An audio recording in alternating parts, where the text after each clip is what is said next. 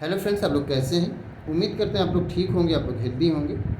Friends, एक question किया गया है कि जो सेक्सुअल रिप्रोडक्शन होता है इसके एडवांटेज क्या होते हैं और डिसएडवांटेज क्या होते हैं। तो सेक्सुअल रिप्रोडक्शन के एडवांटेज की अगर बात करें तो सेक्सुअल रिप्रोडक्शन में हम जानते हैं कि इसमें दोनों ही पेरेंट्स इन्वॉल्व होते हैं, मेल और फीमेल दोनों ही पेरेंट्स का इन्वॉल्वमेंट होता है।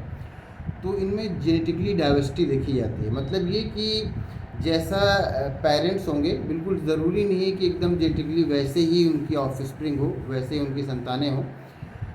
लेकिन उसमें दो पेरेंट्स का इन्वॉल्वमेंट हो जाता है सेक्सुअल रिप्रोडक्शन में, इसलिए उनमें जेनेटिकली वो डाइवर्स हो सकते हैं। जबकि आप एसेक्सुअल रिप्रोडक्शन में देखते हैं तो उसमें दोनों पेरेंट्स का इन्वॉल्वमेंट नहीं होता। तो वो जो नेक्स्ट जनरेशन होती है, जो अगली जनरेशन होती है, उनमें जेनेटिकली कोई बहुत वेरिएशन नहीं पाया जाता है। जबकि इसमें जेनेटिकली वेरिएशन पाया जाता है अगर सेक्सुअल रिप्रोडक्शन होता है तो ये एक तरह का एक एडवांटेज हो गया। और जो सेक्सुअल रिप्रोडक्शन होता है इसमें चूँकि दोनों पेरेंट्स का इन्वॉल्वमेंट होता है, इसलिए दोनों पेरेंट्स के कैरेक्टर जो ऑफस्प्रिंग है उसमें आते हैं। जबकि इस सेक्सुअल रिप्रोडक्शन में इस तरह से नहीं होता, लेकिन सेक्सुअल रिप्रोडक्शन में दोनों ही पेरेंट्स के कैरेक्टर्स उसमें आते हैं।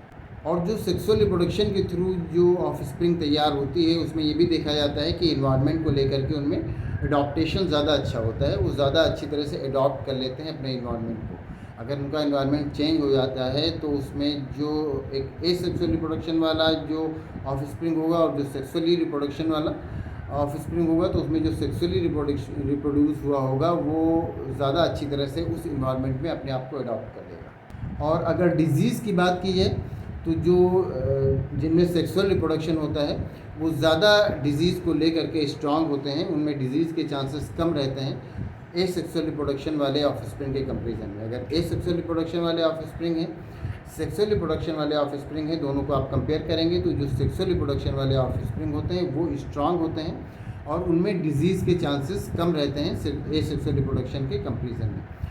डिसएडवांटेज की बात करें तो जो एसेक्सुअल रिप्रोडक्शन होता है उसमें टाइम बहुत कम लगता है। और अगर किसी प्लांट की बात करें तो प्लांट को आपने उसका स्टेम कट किया और आपने उसको लगा दिया और उसमें नया प्लांट ग्रो कर गया। जबकि जो सेक्सुअल रिप्रोडक्शन होता है उसमें टाइम बहुत ज़्यादा लेता है। सेक्सुअल रिप्रोडक्शन में मान लीजिए कोई प्लांट की अगर हम बात करते हैं तो उसमें प्लांट जब मेच्योर होगा उसमें फ्लावरिंग होगी, फ्लावरिंग के बाद वो फ्रूट बनेगा, फ्रूट के बाद उसकी सीड जब निकलेगी, उस सीड के बाद जब वो उसको बोएंगे तब उसके बाद उसमें से नया प्लांट ग्रो करेगा। और सीड बोने के लिए भी ये होता है कि सीड अगर उसको तुरंत बोएंगे तो उसमें डॉर्मेंसी होती है, तो वो टाइम के साथ डॉर्मेंसी उसकी ब्रेक होती है। तो उसको एक टाइम के बाद जब आप बोएंगे तब उसमें से प्लांट ग्रो करेगा और फिर वो नया प्लांट बनेगा। तो जो सेक्सुअल रिप्रोडक्शन होता है इसमें टाइम बहुत ज़्यादा लेता है। और एसेक्सुअल रिप्रोडक्शन में आप ने कोई भी प्लांट है उसका स्टेम कट किया, उसकी कटिंग लगाई या उसकी आपने ग्राफ्टिंग की, जो कुछ भी करना है आपने किया और वो नया प्लांट तैयार हो गया।